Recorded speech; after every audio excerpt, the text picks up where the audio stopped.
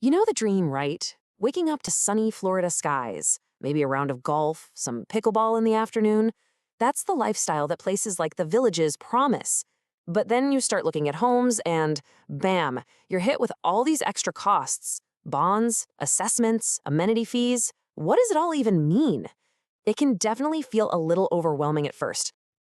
So let's get right into it. What exactly are these fees? Are they just hidden costs designed to catch you off guard? Or are they the price you pay for that slice of paradise? Well, we're going to break it all down. We're going to explain exactly what things like the bond, the CDD, and the amenity fee mean for your bank account so you can go in with your eyes wide open. All right, so to really get a handle on where your money goes, you first have to understand the entire system that it's built on. And that's something called a community development district, or a CDD for short. You can think of it as the financial blueprint for the whole community. Now, community development district sounds super formal and complicated, I know, but the idea behind it is actually pretty genius. It's basically a special little government that lets a developer build everything. We're talking roads, rec centers, all the utilities, before anyone even moves in. So the big win for you is that you're not moving into a construction zone. You're moving into a fully finished, beautiful community from day one. Now, this is a big one. This right here clears up so much confusion. A CDD is not the same thing as an HOA. Not even close. The CDD is the government body that handles all the big picture stuff, the infrastructure, the main common areas. The HOA, if there is one, is the private group that's more focused on neighborhood rules, like the color of your mailbox. Totally different jobs. So, that raises a pretty big question, right? If the CDD builds everything up front, how in the world do they pay for it? Well, that brings us to the very first major fee you'll come across, the bond assessment. This is the big one. This is what pays for the entire community to be built from scratch. Honestly, this quote just nails it. The absolute best way to understand the bond is to think of it as a mini mortgage, but for the whole neighborhood. It's basically the loan the developer took out to build everything you see, and each homeowner is responsible for paying off their little piece of that pie over time. So what does this neighborhood mortgage actually buy you? Well, it's pretty much all the essential stuff that makes the community what it is. We're talking roads and tunnels, all the utility lines underground, the rec centers, the pools, even those executive golf courses. It's your share of what it costs to make this place incredible and totally ready for you to enjoy the day you move in. And here is the really, really important part to remember about the bond. It doesn't last forever. Most people pay it off over, say, 20 or 30 years as part of their annual property tax bill. But, and this is a big but, you can choose to pay it off completely at any time.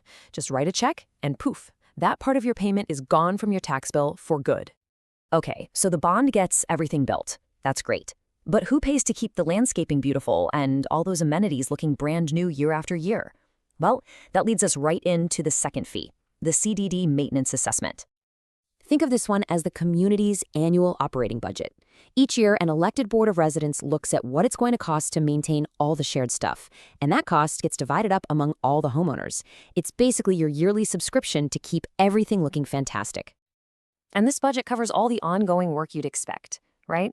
We're talking about the beautiful flowers and landscaping you see everywhere, mowing all the common areas, taking care of the ponds, keeping the streetlights on, fixing roads, plus all the boring but necessary stuff like insurance and management.